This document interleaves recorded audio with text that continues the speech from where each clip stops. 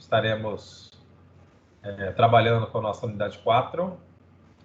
Vocês têm umas atividades aí que vocês ficaram de fazer na aula passada, né? Então vamos primeiro começar com a parte teórica aqui, dessa unidade 4, da sessão 4.1, e depois faremos a correção das atividades da aula passada. Fora isso também, se der tempo também conversar aí sobre os projetos que vocês estão fazendo para apresentação no dia 30. Deixa eu ver aqui se é dia 30. Não, dia 25. A apresentação do trabalho de vocês aí. Possivelmente será no dia 25 de maio. Muito bem. Então, nós estamos na unidade 4. A unidade 4 trabalha especificamente com os conceitos de rede neurais artificiais. Nessa sessão 4.1, estaremos vendo a introdução às redes neurais. Na sessão 4.2, redes neurais e aprendizado. E na sessão 4.3, elementos de redes neurais. E isso encerra a nossa disciplina. Então, já estamos na última unidade aí do livro, tá? Do livro de vocês, já estamos na última unidade. Quando vocês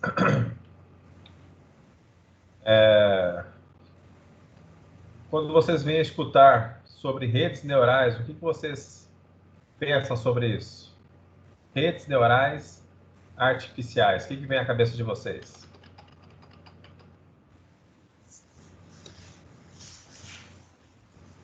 Se existe redes neurais artificiais, existe redes neurais biológicas.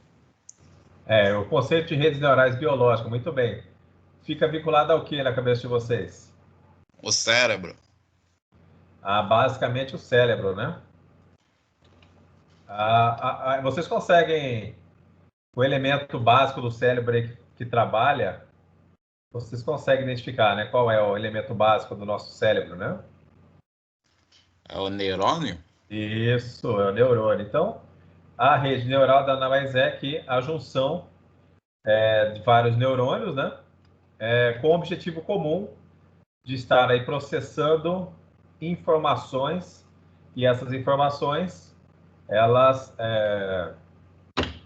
têm aí uma missão, e até por isso, né, nós temos essas perguntas aqui que estão vinculadas, né, às redes neurais, né? No caso, o que é uma rede neural artificial? Isso aí, você já está mencionando aí que nós temos no nosso cérebro os neurônios, e aí nesse nosso neurônio eles estão interconectados, né? Eles realizam ali uma tarefa bem parecida com o que o computador faz, eles processam informações. Então as informações são processadas por esses nossos neurônios. Então, por isso, as redes neurais artificiais seriam, acredito eu, que a gente possa estar vinculando a um modelo, né, evidente, um modelo artificial e computacional que tenta, na medida do possível, simular aí o funcionamento dos neurônios, né, dessa rede neural que nós temos, a biológica. Então, esses mecanismos vieram para fazer parte dos campos de pesquisa da computação?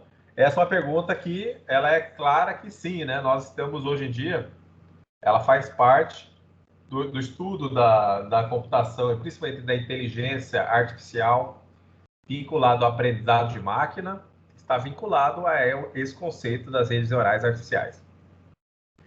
Quais são os seus elementos e como a rede neural se aproxima do aparelho cerebral humano? Então, os elementos básicos da rede neural são os neurônios também artificiais, essa interconexão entre eles, para que possam gerar ali conhecimento, que é o que se aproxima aí da ideia do cérebro humano, né? Muito bem. Então, as redes neurais retêm a atenção dos pesquisadores no mundo todo, na busca por melhores e mais eficientes sistemas computacionais. Então, está realmente ligada diretamente, hoje em dia, aos sistemas computacionais. O resultado já começa a surgir, a cada dia que passa, mais soluções inovadoras que utilizam as tecnologias chegam até nós, ainda que usuários finais. Esse é o conceito dos usuários finais, né? Vocês poderão estar aí trabalhando com elas para que vocês gerem produtos. E os produtos que estão aí vinculados às redes neurais artificiais, basicamente são os que estão ligados ao aprendizado, né? Principalmente de imagens, sons, da nossa comunicação humana. Então, tudo que requer o conceito de aprendizado, as redes neurais elas podem ser utilizadas com esse objetivo. Aqui nós temos um cronograma das ações que foram geradas aí pelas redes neurais. Este cronograma, evidente que eu vou estar falando os principais. Aqui nós temos, em 1906, o pesquisador espanhol e um italiano, Santiago Camilo. Eles fizeram aí a primeira pesquisa sobre a ideia de como o funcionamento, a compreensão do cérebro humano, né? Então, a ideia dos neurônios, a sua atuação. Então, a partir dessa pesquisa, em 1906, em 1943, o neurofisiologista Wark McCulley e o matemático Walter Pitt, eles desenvolveram o teste logic, que é o sinal elétrico ativado via um limite arbitrário, né? Então, ele criou ali, simulando o conceito aí dos neurônios, uma estrutura que usava eletricidade. Esse sinal elétrico ele era ativado conforme um limiar, ou seja, se atingir um limiar específico, o sinal passava pelo circuito, caso contrário, ele não passava pelo circuito. Então, ele criou esse mecanismo aí de estar aí o sinal elétrico sendo transmitido apenas se ultrapassasse um limite, esse limite arbitrário identificado por ele. Por que isso? Porque vocês devem saber aí que os neurônios, eles se comunicam via pulsos elétricos, né? São pulsos elétricos que eles se comunicam. Então, esse estudo feito em 1906 mostrou que o cérebro ele é utilizado e ele é funcional via esses pulsos elétricos, né? Então, foi simulado aí via esse equipamento como o sinal poderia ser transmitido via a ação de um limiar, né, de ativação. Em 1949, o psicólogo e pesquisador canadense Donald Hebb, ele especificou o seguinte, que dentro dos nossos neurônios, do cérebro, os neurônios que mais transmitem informações, ou seja, as ações em que nós treinamos, tem uma característica de ter ações mais rápidas, tá? E desenvolver qualidades via esse treinamento. Então, conforme se estuda, por exemplo, se estude um tema, quanto mais a gente estuda, os neurônios eles se comunicam sobre aquilo que nós estamos estudando, então eles criam novas conexões e conexões que fluem mais rápidas devido ao nosso aprendizado. Então, ele pesquisou e observou que isso faz parte da nossa visão já de mundo, né? Estudar faz com que tenhamos maior conhecimento sobre tal assunto, mas aí ele especificou via reações bioquímicas, reforçou isso da necessidade de treinamento. Ou seja, ninguém nasce já sabendo, né? Todos temos que estudar para que estejamos aí criando as conexões e por essas conexões possamos aí ter melhor desenvolvimento do nosso cérebro. Em 54, os pesquisadores Belmont Varley e Wesley Clark criaram o primeiro aí RNA baseado em computador, ou seja, já criaram aí, usando o conceito de computador digital, tentaram ali modelar via o que foi especificado lá pelos neurofísicos e matemáticos Walter Pitt e o Walter McCulley, como criar ali um mecanismo que tentasse trabalhar aí via o computador digital. Isso em 54.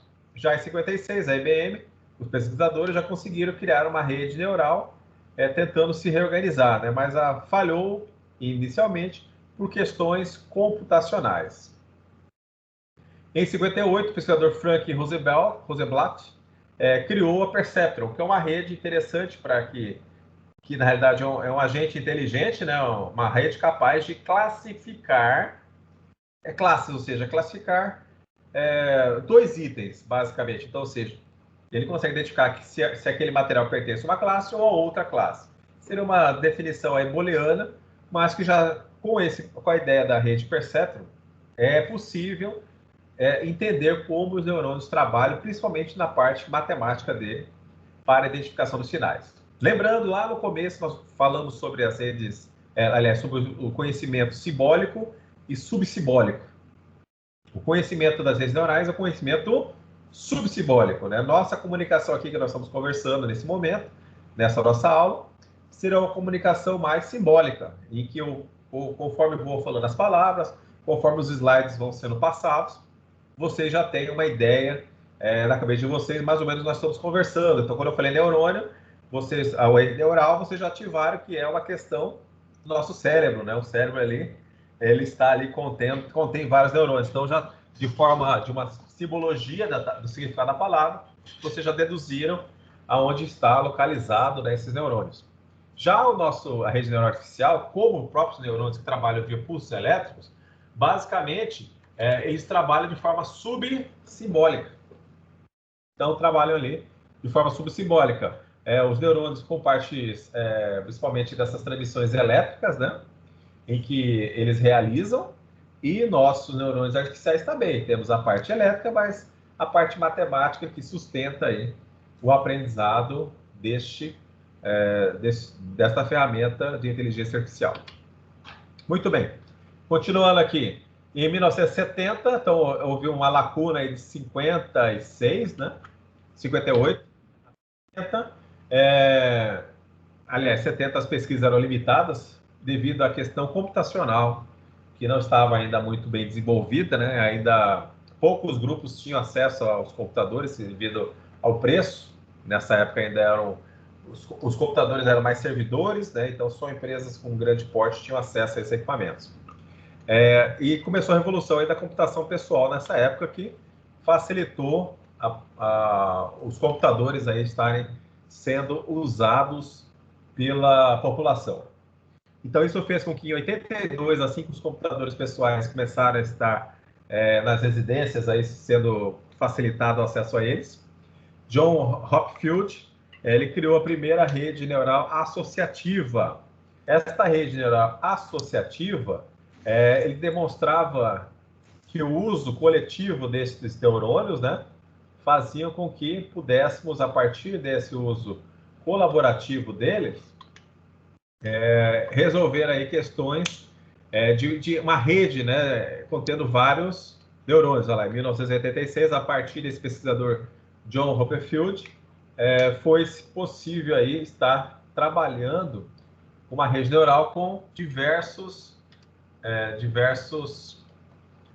camadas, né? Então, a ideia de estarmos criando aí a interconexão entre esses neurônios. Basicamente, esse é o cronograma das ações da rede neural. Então, se nós observarmos, existe uma ligação muito intensa, né, muito clara, com o neurônio biológico. Foi a partir desse estudo do neurônio biológico, de 1996, que, em 1987, o Instituto I3E promoveu a primeira conferência internacional sobre redes neurais, no caso, dos conceitos artificiais, né, em 87, com a participação de mais de 1.800 pesquisadores pelo mundo.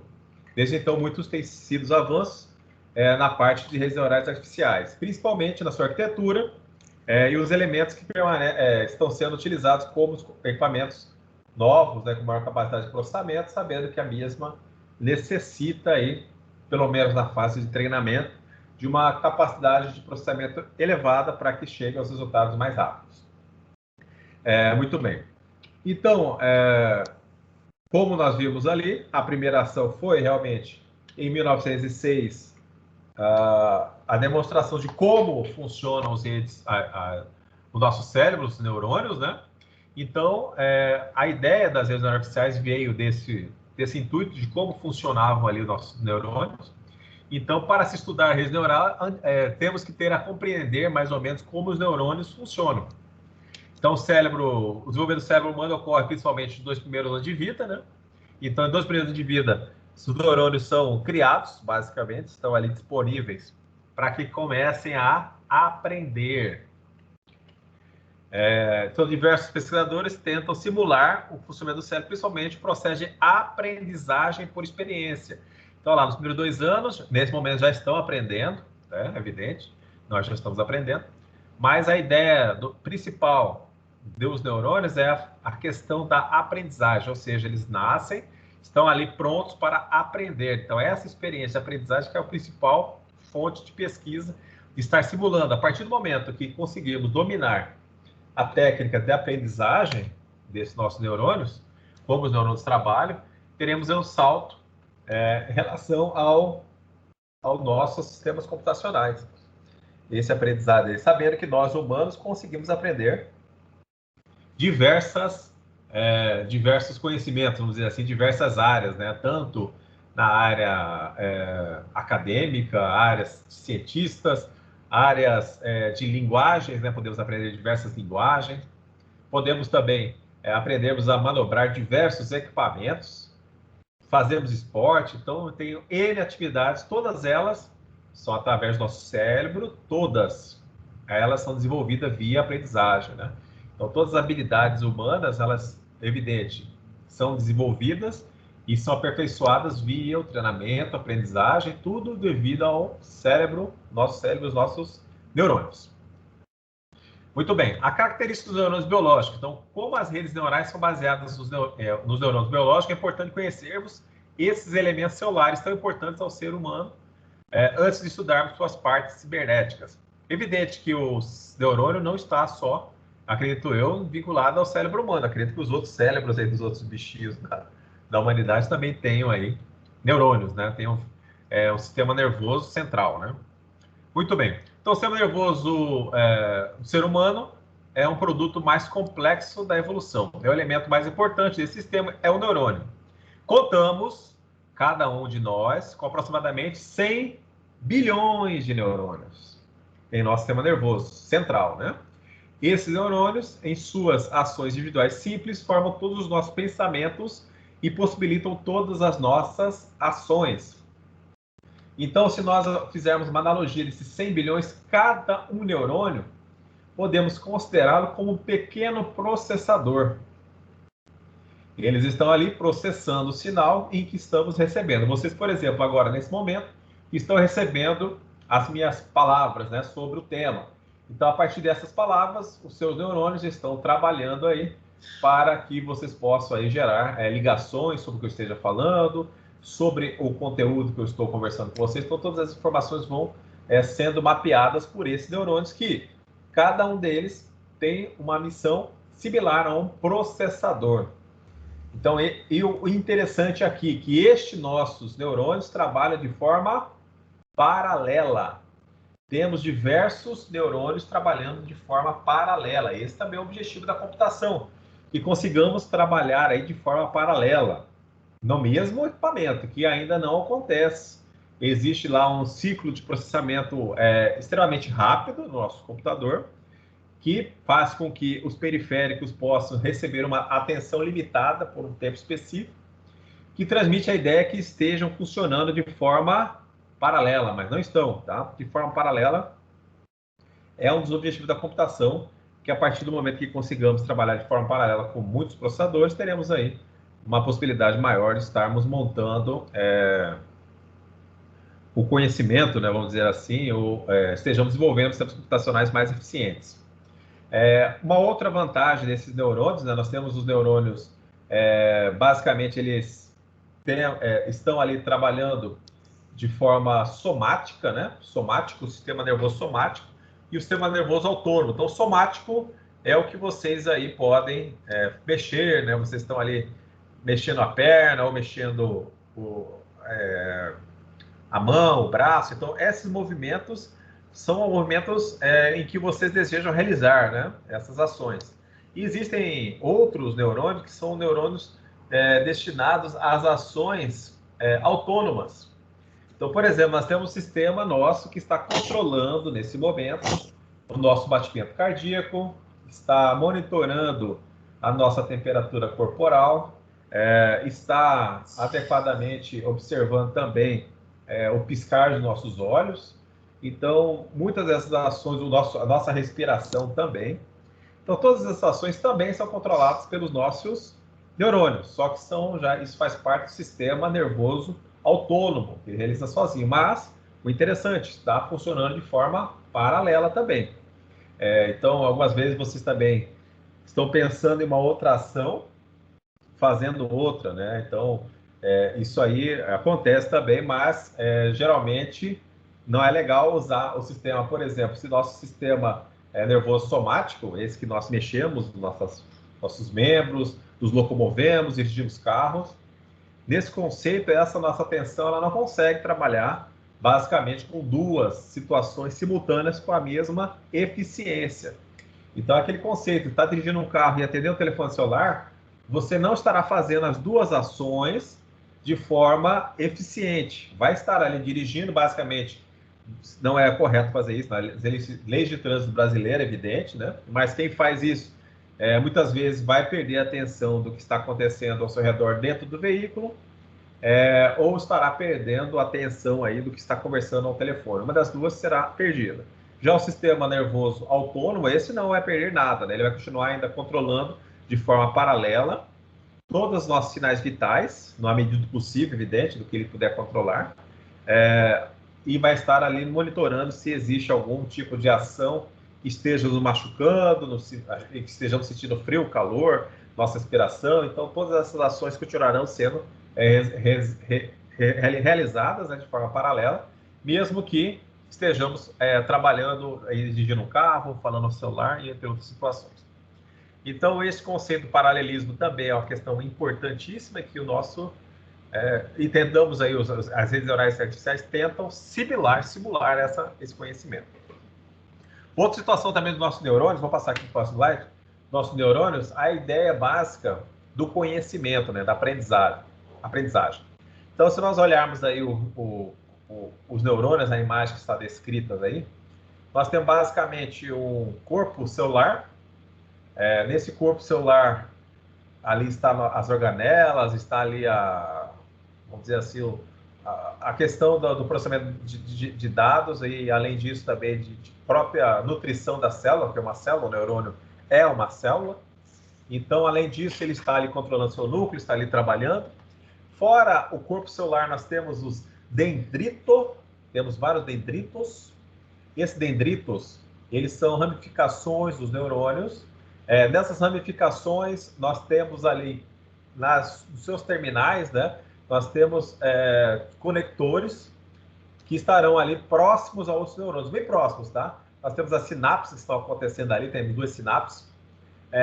A sinapse, nenhuma das duas, sinapses no caso, ela encosta em outro objeto, né? Ela não encosta em outro neurônio. Elas apenas ficam próximas.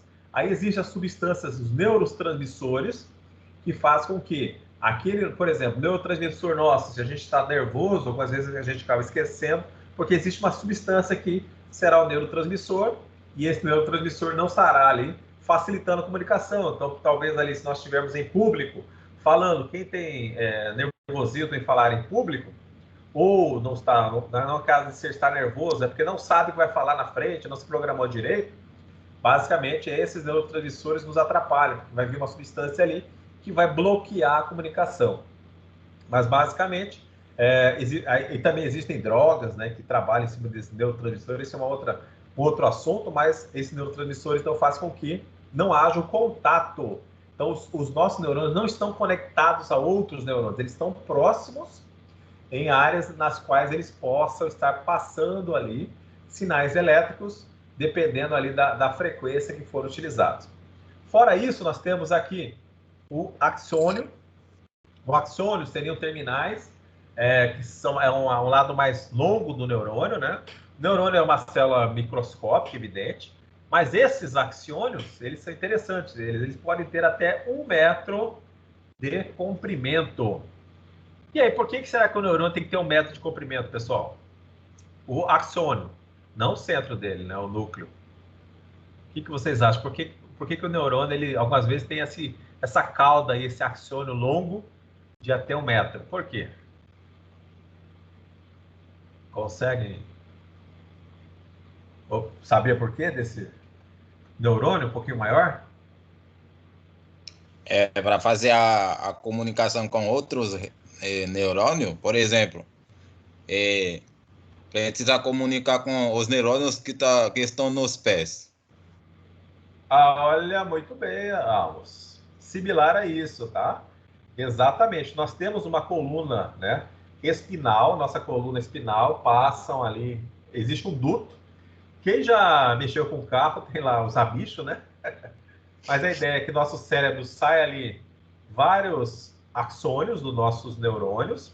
Esses axônios, eles comunicam a nervos. Então, Então, nós temos um sistema nervoso central, que fica na nossa cabeça, e um sistema nervoso periférico. Os periféricos são nervos que estão na nossa coluna, né? Nas quais recebem informações do que fazer. Ações motoras, ações, como eu mencionei, autônomas, né? Todas elas são encadeadas via axônios. Esses axônios descem na nossa coluna espinal, né? Na nossa coluna aí, vertebral. Existe uma área ali que existe uma fenda na qual ela está passando entre nossas vértebras, né? E chega até as nossas costas ali na próxima, na lombar, né? Na próxima ali a lombar. Então chega nessa região, dessas regiões aí, os nervos que estão ali esperando ações do nosso neurônio vão fazer ações. Por exemplo, nós estamos correndo, se nós sentimos alguma, por exemplo, se nós estamos andando em algum local em que um espinho entra no nosso pé, existe um sensor ali também que vai avisar o cérebro que existe ali uma ação que está atrapalhando, temperaturas também, né? Então, por esse motivo, esse axônio ele é longo, algumas vezes. Existem alguns neurônios, o axônio é pequeno, mas tem outros que são destinados ao sistema somático e ao sistema também autônomo, que necessitam ser um pouco maiores para que se liguem ao sistema nervoso periférico, que são os nervos que estão esperando aí ações do nosso neurônio. Então, por isso eles são um pouco maiores. Mas, basicamente, nós temos os dendritos, que recebem informações. Então, os dendritos recebem informações. E o axônio é a saída dessa informação. Então, aqui no nosso neurônio, ele falou, mexe a perna, né? Então, vai sair, receberá isso do dendrito, talvez algum outro, por exemplo, nosso... nós estamos numa maratona, né?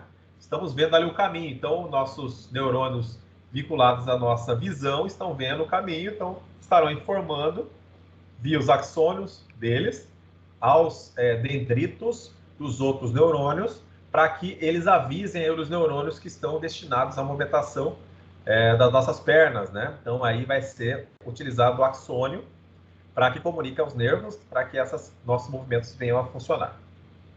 Muito bem. Então, os sinais elétricos são recebidos pelo dendritos e transmitidos pelo axônio, até os terminais tápicos, onde são passados para outros neurônios, eu posso comunicar entre outros neurônios, ou para terminações nervosas, são os nossos nervos aí, né? Responsável pelas ações musculares. Então, por isso que quando algumas pessoas sofrem lesões na coluna, né? Na coluna, e essas lesões podem romper esses axônios. Então, rompendo esses axônios, as pessoas perdem aí os movimentos dos membros inferiores, né? Ou até superiores, dependendo da gravidade do acidente. Então, isso pode fazer com que as pessoas percam os movimentos e a sensibilidade, né? Então, nesse sentido, temos aí a questão desses acidentes, que faz com que as pessoas percam os movimentos. Isso é uma questão ruim. Então, nossa medula espinal, né, onde passam esses dutos, né, quando há uma lesão ali, existe um prejuízo no nosso sistema nervoso periférico, onde ficam os nossos movimentos, né? Muito bem. Donald Herbert, como eu mencionei na nossa introdução, ele demonstrou, via questões bioquímicas, né, que as conexões sinápticas mais utilizadas tendem a facilitar a passagem dos sinais elétricos, quanto as conexões menos utilizadas não facilitam essa passagem. Então, o neurônio age basicamente como condutor de sinais elétricos que atuam ou deixam de atuar dependendo das condições dos sinais de entrada. Basicamente, pessoal, isso é o seguinte, lembra, vocês aí, se vocês estudaram o que vocês estudaram lá no ensino médio, por exemplo, talvez muito do que vocês viram lá, vocês já não lembrem mais, porque vocês não praticaram, não usam mais. Principalmente, não sei, né, chutar aqui, os conhecimentos que vocês tiveram lá de literatura, basicamente tudo que não só literatura, mas tudo que não despertou em vocês interesse em fixação na cabeça de vocês, basicamente isso aí o cérebro ele consegue, né, automaticamente eliminar esse conhecimento, dificultando a passagem de informação. Ou seja, já que você não está usando, ele vai estar descartando essa informação. Então, isso o cérebro também é muito bom. Ele consegue, então, criar ali mecanismos de armazenamento de informações que são relevantes ou que nós estamos treinando, aprendendo, estudando, né? Então, isso aí faz com que essas conexões fiquem mais fortalecidas do que as que nós não estamos praticando ou que, porventura, não estamos mais trabalhando com elas, né? Então, essa é a situação também que na computação, se fôssemos, por exemplo, nós temos uma visão, a nossa visão está ligada diretamente ao nosso cérebro. E essa nossa visão, ela não armazena tudo o que estamos visualizando, e sim apenas as questões que são mais relevantes para a nossa informação ali, para o que nós queremos ter ali de acesso àqueles dados. Então, essas informações mais relevantes que são realmente armazenadas de forma mais definitiva, não as questões que nós estejamos achando que não tenham tanta importância, elas são mais descartadas, né? Então, isso também é uma questão que pensa-se também, a outra, dessa perda de informação, né? Muitas vezes nosso cérebro, ele vai perdendo as informações, mas é uma forma menos, vamos dizer assim, se perde a informação com menos quantidade, né? De forma menos intensa, do que um defeito, por exemplo, em um processamento ou em dados de um HD, por exemplo, né? Tá, que o processador ele não detém informações, ele processa em algum lugar que está armazenado. Diferente dos nossos neurônios. Nossos neurônios, o conhecimento não fica necessariamente dentro do neurônio, sim nas suas conexões. Isso faz com que, por exemplo, você já ouviu falar que as crianças são mais inteligentes que os adultos? Já ouviram falar isso, pessoal? Sim. Sim, né? Tem essa ideia que criança é mais inteligente que o adulto. Ou tem aquela outra conversa, quem tem mais neurônio? O homem ou a mulher? Tem essa uma conversa também sobre essa questão de mais neurônio, se é o homem ou a mulher, né? Mas basicamente isso aí nada importa. A criança não é mais inteligente que o adulto e nem muito menos o homem ou a mulher são um mais inteligente que o outro. E sim, o quanto eles estudam, ou seja, quanto são criadas novas conexões. Então a gente pode, por exemplo, fazer um exemplo. Uma atriz ou um ator aí antigo que para decorar um texto ele tem uma facilidade muito maior do que outra pessoa que não tem essa atividade. Então, pode até pegar uma criança lá, sei lá, de 10 anos de idade, já saiba ler, né, 8 anos, e pode pedir para ela decorar um texto. E no mesmo tempo você pede para um ator, uma atriz com mais idade, né, eu falo mais idade acima aí dos 60 anos, 70 anos, né, e passa o mesmo texto para essa pessoa mais velha, ela vai decorar mais rápido que a criança. Isso por quê? Isso é um treinamento. Então, o que faz diferença para o cérebro é treinar, é estudar. É isso que faz com que tenhamos mais ligações sinápticas e nessas ligações sinápticas que estão os nossos pensamentos, a forma de agir e nos preparar aí para ações, né, do mercado de trabalho, por exemplo, no nosso contexto aí, estarmos aprendendo aqui na faculdade. Então, é isso que faz a diferença, não apenas o número de neurônios, e sim o quanto trabalhamos com eles. O quanto trabalhamos com ele que terá maior relevância na questão do aprendizagem, né, e das informações que estão contidas nele. Muito bem. Então, a partir desse conceito dos neurônios artificiais, foi desenvolvido, então, o neurônio booleano de McCulloch e Pitt. Então, esse neurônio booleano, ele usava os conceitos ali do limiar de ativação, evidente que criando aí o mecanismo de zeros e uns para entradas, né? Então, nós temos ali as entradas, nós temos o desenho dele aqui embaixo do neurônio, né? Nós temos, aqui são 3 entradas, nós poderíamos ter N entradas. Aqui nessas entradas seria a função ali dos dendritos, então os dendritos seriam as entradas. Nós temos o núcleo celular, que aqui é um nó de cálculo, né, que vai estar calculando uma função qualquer. A partir desta função, haverá uma saída. Essa saída que é ali nosso axônio, né, a saída, dependendo do limiar de ativação, sairá uma informação. Então, a ideia é que via esta entrada, né, a partir dessa entrada, tenhamos aí, a partir dela, façamos aí uma multiplicação por um peso sináptico. Então, aqui nós temos um peso sináptico que vai estar trabalhando na multiplicação de cada um dos itens da entrada, para que ocorra uma função matemática, onde está o nó aqui, e na sua saída haverá um limiar de ativação. Então, atingindo o limiar de ativação, ele vai passar e vai classificar esse item entre 0 ou 1. Tá? 0 ou 1 ele vai classificar aí o que vem a ser a informação que está sendo processada. Então, olha lá, nós temos aqui ainda o cálculo em si. Então, aquele nosso nó, ele equivale às entradas. Cada entrada I, ou seja, entrada poderá ser 30 mil entradas. Cada entrada estará multiplicando a um peso sináptico, ou seja, um vetor equivalente ao número de entradas, vai ser a multiplicação. Isso é feito uma soma, um somatório aqui, e esse somatório será um valor.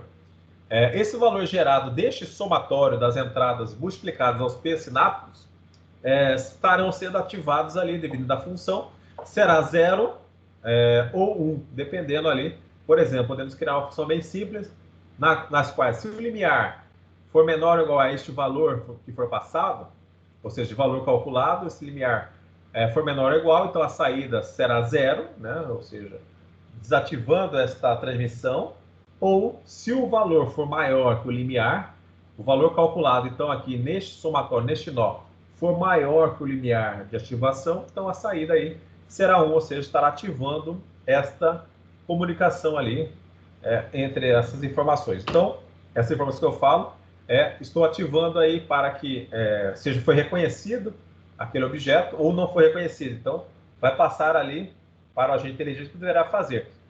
Podemos observar aí, basicamente, como se fosse um sensor. Vamos pensar aí no sensor de luminosidade.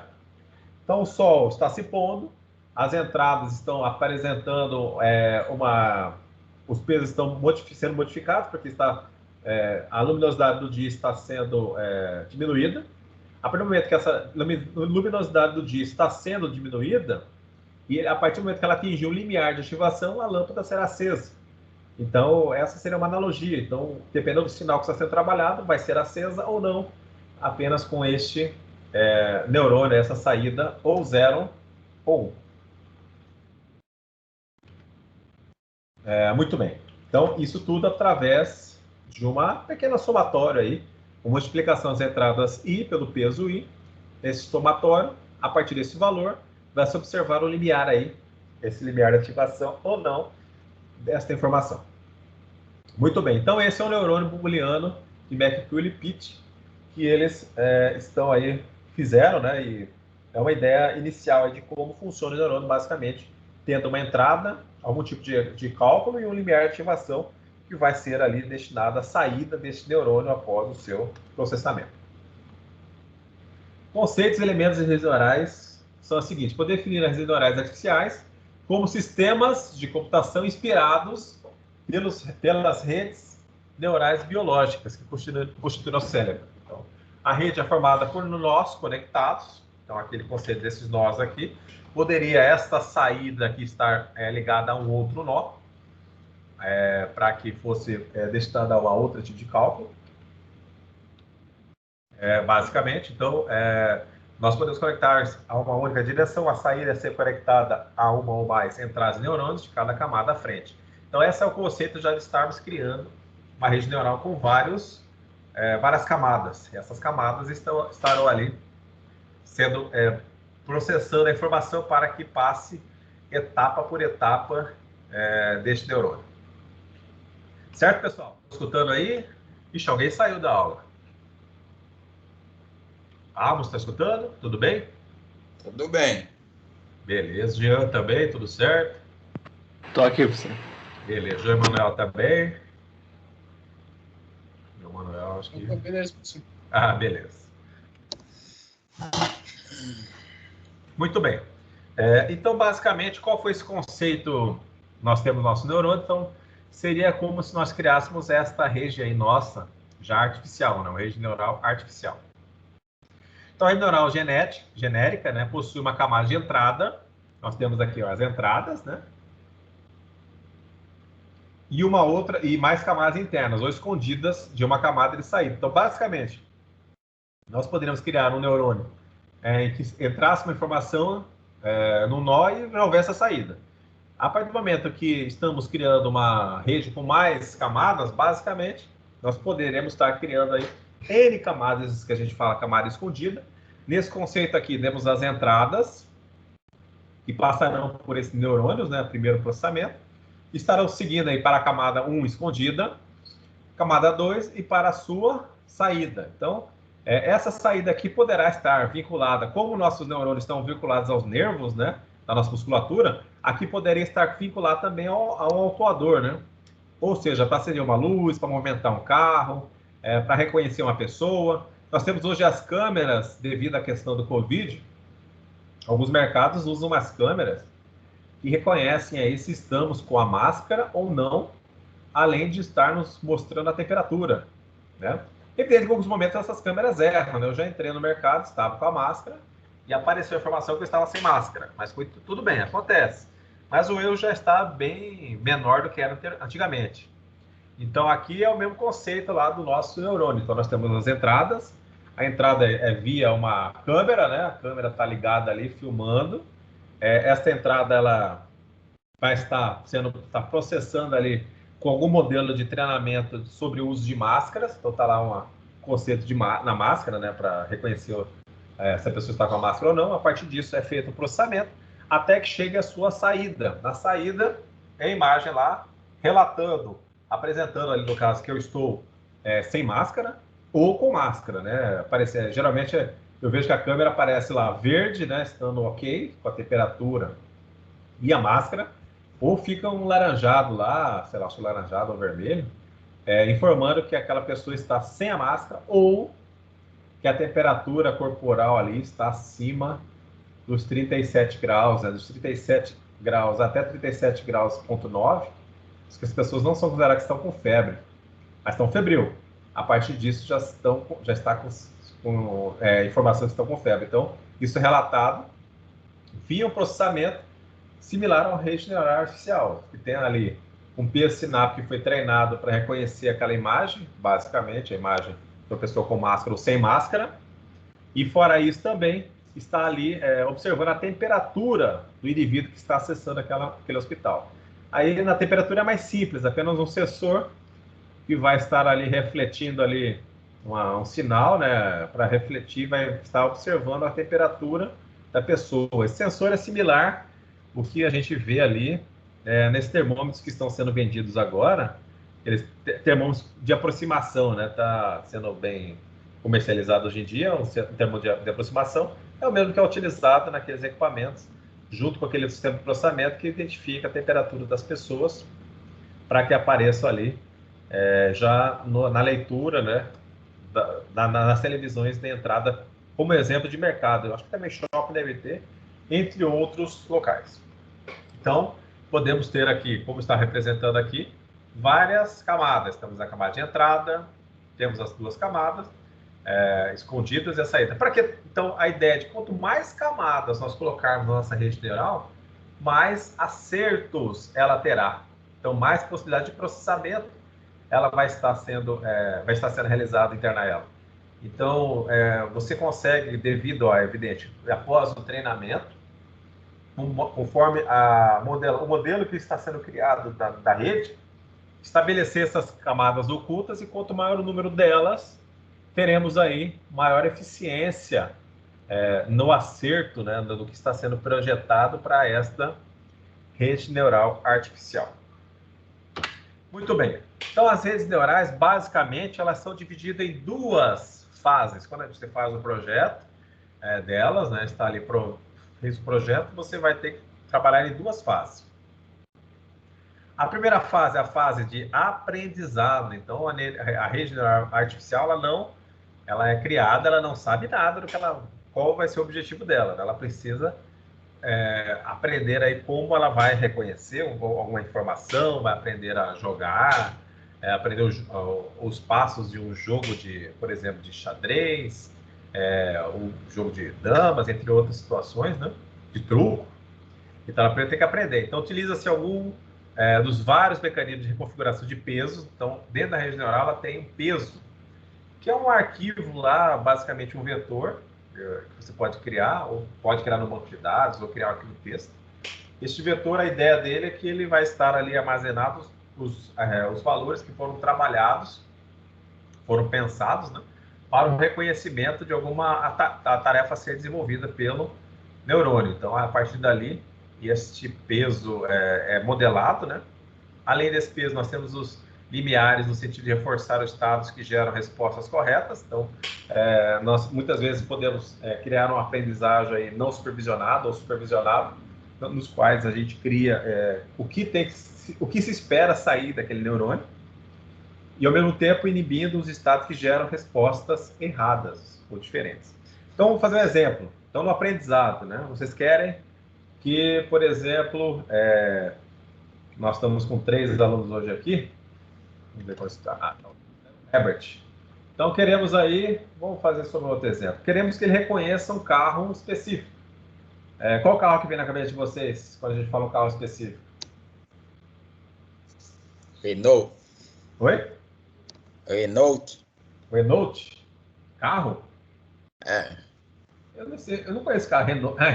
Renault. Agora sim. Então, Renault, francês, né?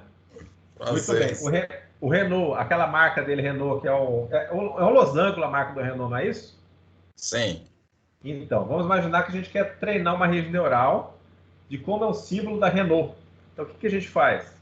A gente vai mostrar um monte de foto de carro da Renault, um monte de foto, principalmente que apareça o símbolo deles, né, da marca, nos ângulos que pega esses símbolos, e vamos mostrar, e falaremos o seguinte: todas essas fotos são sinais, né, são pixels que a gente pode decodificá-los em um vetor. Podemos falar para a rede neural, todos que estão entrando agora aqui, eles são símbolos de veículos da Renault. Então, a partir do momento que a gente faz isso, a gente indica para o neurônio lá, que o processo dele de aprendizagem é para identificar Renault, os carros, símbolos da Renault. Então, ele vai criar um peso sináptico que é aplicado. Vamos imaginar que nós temos 2.000 fotos. 2.000 fotos, acho que dá para fazer um pequeno treinamento já com o neurônio. 2.000 fotos a gente passa nesse neurônio para ele treinar. Esse processo de treinamento leva um certo tempo, tá? Ele vai testar, vai ler uma foto, o sinal dela, vai identificar, aqui tem que achar um símbolo da Renault. Ele vai salvar os dados que geram esse símbolo nesse peso sináptico. Aí ele vem a próxima foto, ele verifica se ele conseguiu reconhecer o Renault via a primeira foto que ele pensou já nela, né? Se ele não conseguir reconhecer, ele vai apaga os pesos sinápticos e recalcula todos novamente, até que passe as 2.000 fotos por ele e ele consiga, via um peso sináptico, ou seja, um vetor de peso sináptico, consiga multiplicar todas as suas entradas, né, e consiga ter a saída, a identificação deste símbolo aí, no caso do Renault ali, do veículo Renault, tá? Então, é desta forma que acontece a fase de aprendizado. Então, temos ali o modelo que ele tem que descobrir, e a partir do cálculo que está sendo realizado, a gente indica que a saída dele tem que ser esse modelo. Ele tem que reconhecer aquela imagem, aquele som, né, aquele ambiente, aquela marca de veículo, e a partir do momento que identificamos que tem que sair aquela marca de veículo, a gente fala que a saída da marca de veículo tem que ser 1. Então, ele vai fazer o cálculo. Se sair 0, ele vai recalcular até que saia 1 naquele limiar de ativação. Aí ele vai partir para a próxima foto, vai reprogramar-se ali para identificar a próxima foto. Depois, e assim vai passando para todas as fotos e vai tentando se criar ali um padrão de reconhecimento. Evidente que nesse processo, dependendo do que está sendo trabalhado, pode demorar aí um tempo, né, para que ele consiga treinar com essas 2.000 fotos.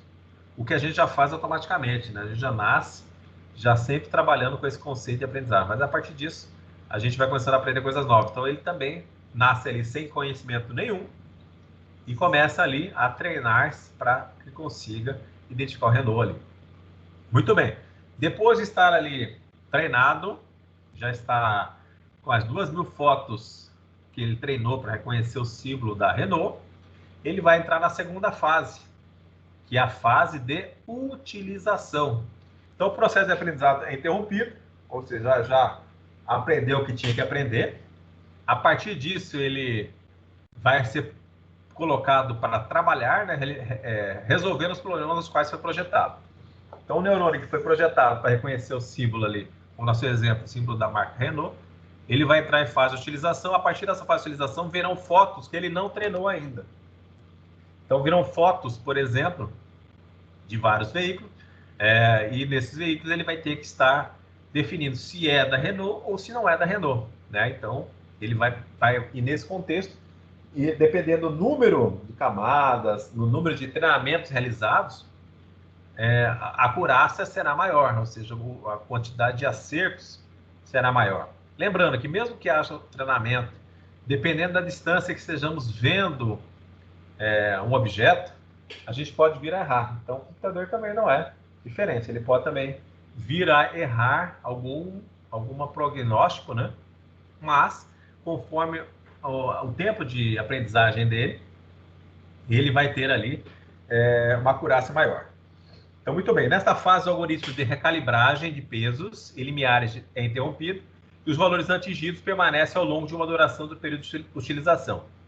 Nada impede, é evidente, claro, que de tempos em tempos essas configurações sejam revistas e atualizadas.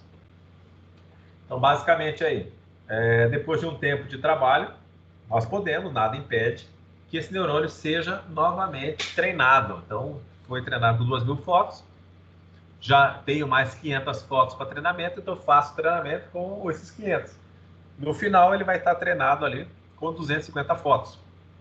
Isso faz com que, chegando uma informação de uma foto que não foi treinada, ele tenha um índice de acerto maior. É basicamente o que a gente trabalha, né? Nós vimos um cachorro, não necessariamente temos que ver sempre o mesmo objeto para que possamos saber se é um cachorro ou não, né? Então, existem alguns traços que nós identificamos, isso numa questão subsimbólica nossa, né? Da identificação de um cachorro, pelos ruídos, pela forma, né? A partir disso, a gente consegue reconhecer os demais bichos, né, desta espécie. A mesma situação pode ser aplicada aqui. É evidente que ele, para que esteja rodando a fase de aprendizagem, tem que estar ativo esse conceito. Então, se não, temos que estar aí, depois de calibrado e utilizado, podemos ainda recalibrar esses pesos para melhorar a sua acurácia. Basicamente, pessoal, então os assistentes pessoais utilizam esse conceito de rede neural artificial. Então temos a Siri, OK Google, Alexa, Cortana, né, que são as nossas assistentes. Periodicamente tem seus parâmetros refinados para produzir melhores e mais respostas precisas. Alguém de vocês usa alguma dessas assistentes pessoais aí? Ou não? Sim ou não? Usa? De vez em quando dá uma brincada com do OK Google lá. Ah, OK Google. Isso, tá até errado aqui, OK Google. Então, OK, vírgula Google. É OK Google junto, né? Sabe que aqui em casa, por exemplo, tem os meus filhos, e eles... O menor é que não sabe escrever e nem ler, e ele vai... Já aprendeu que ele tem que clicar lá e falar com o assistente para que solicite algum vídeo, alguma informação, né? É igual no YouTube, né? Quando não sabe escrever, ele vai lá e... Exatamente, a criançada não sabe escrever, já viu lá o símbolo. Uhum. Eu acho que alguém já vai indicando, né?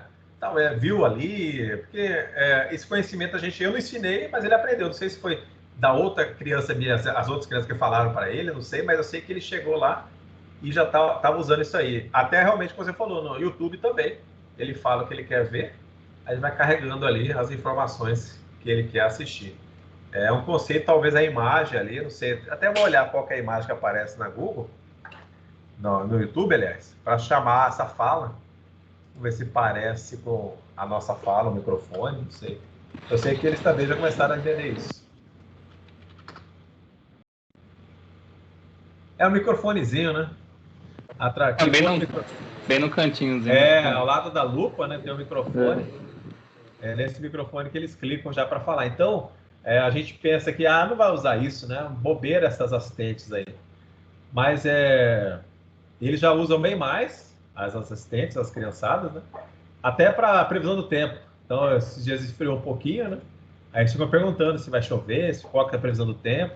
Aí a assistente retorna, né, com essa informação, qual é a previsão daquele dia, daquele local. Aí ele já vai falando ali temperatura, né, e vai especificando outros detalhes.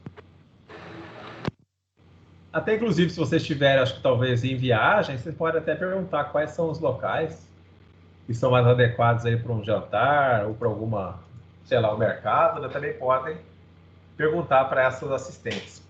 A Alexa, ela já estão também tentando criar aí um mecanismo de automação, controlando aí, tem aquela questão da domótica, né? A robótica de casa, doméstica, e a ideia de estar criando com a Alexa aí um sistema de automação em que possamos aí ligar ar-condicionado, via fala, né? Apagar a luz. Acho que ela é mais utilizada para esse tipo de coisa, né? Sem dúvida. A Cortana, algumas vezes, quem usa o Windows desliga ela, né? Para não ficar escutando a conversa.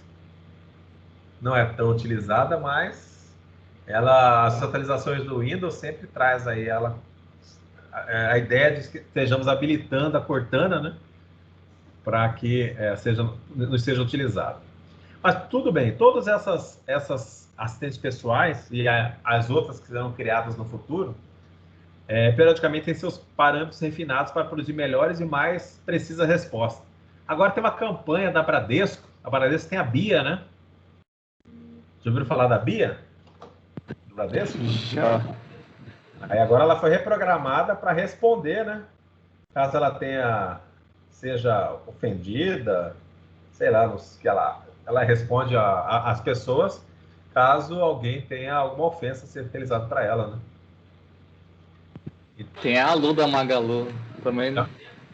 Sim. Não sei se ela responde vou dizer assim, dependendo do assédio, né? Agora o tema é assédio moral. Caso ocorra assédio moral, não sei se ela responde, mas a Bia já está respondendo. Então, o que nada mais foi do que foi refinado os parâmetros de resposta, né? Para que conseguisse aí ter melhor performance. Então, com esses ajustes, eles podem ocorrer conforme ciclos de correção de software. Dizem também, eu não sei se procede, eu não estudei a fundo, aquela informação que quando a gente está digitando uma senha, que aparece para vocês procurarem aonde está o ônibus, aonde está a faixa de pedestre, semáforos, né? O reCAPTCHA, né? O recap. Isso também seria a ideia de uma rede neural, só que já está tendo nosso treinamento, né? Ou seja, ele mostra a imagem e pergunta onde está. A gente clica, então acaba confirmando para ele que ele está trazendo as imagens corretas. Isso aí eu não como eu estou dizendo, não estudei a fundo, mas aí seria até uma forma de aprender, né? Ele apresenta as imagens, a gente vai clicando, ele já tem um conceito pré-programado, e a partir do momento que a gente vai clicando em uma ação que ele não tinha sido programada, ele pode automaticamente recalibrar os seus valores para que aquele item que estamos clicando ali com maior frequência possam ser ali reconhecidos como aquela imagem, né? Não sei, é isso que dizem, não estudei a fundo. Muito bem. Então, para completar, temos exemplos, então, daqui, por exemplo, o índice de acuracidade do reconhecimento da fala humana já está muito elevado, né? Temos aí a Alexa com 90% da Amazon, ou seja, 90% do que está sendo conversado com ela, só que eu acho que ela não entende português, né? Ela só entende inglês. Aí nós teremos dificuldade, talvez, de falar um pouquinho com ela, não sei como é que está, se ela entende sotaque, né? Muito bem. Temos o OK Google, que está com 92% de acurácia. E temos a Siri da Apple, que está aí com 95% de acurácia. Você já está numa fase bem elevada aí de conhecimento, né? Já está trabalhando aí com um índice bem interessante de acuracidade. Pode chegar a 100%? Olha, eu fico também pensando nisso, essa é uma boa pergunta, se vai chegar a 100%. Eu acho que não. Por que não vai chegar?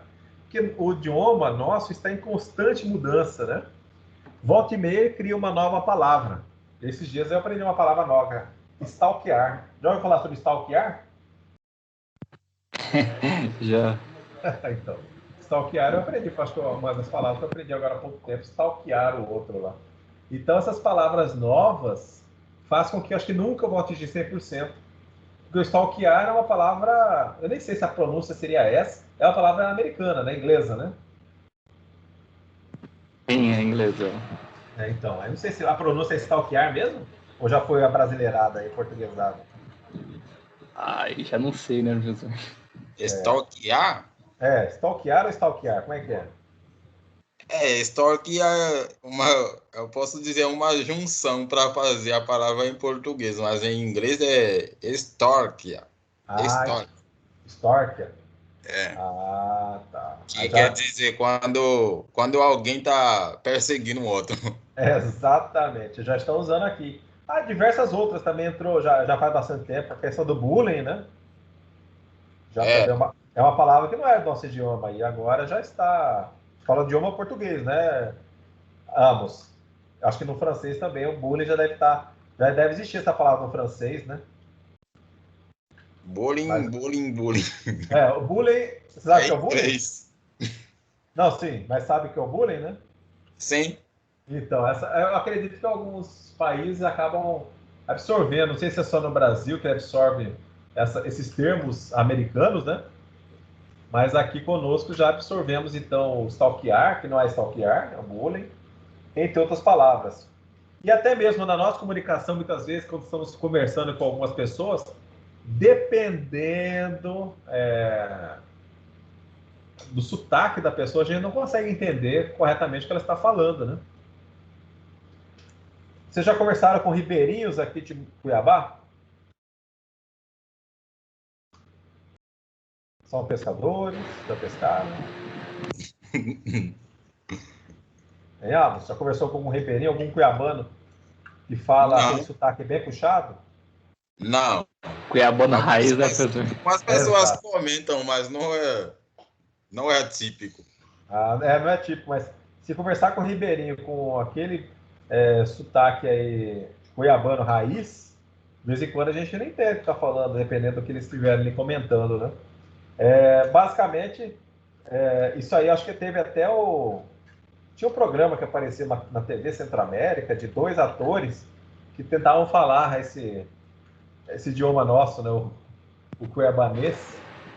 É o Nick Lau, será? Isso, e eles ficavam sempre demonstrando um cuiabanês aí, que na verdade esse cuiabanês é mais falado nessa região nossa de Cuiabá, dos ribeirinhos que eu falo, que tem esse contato com o Rio Cuiabá, né?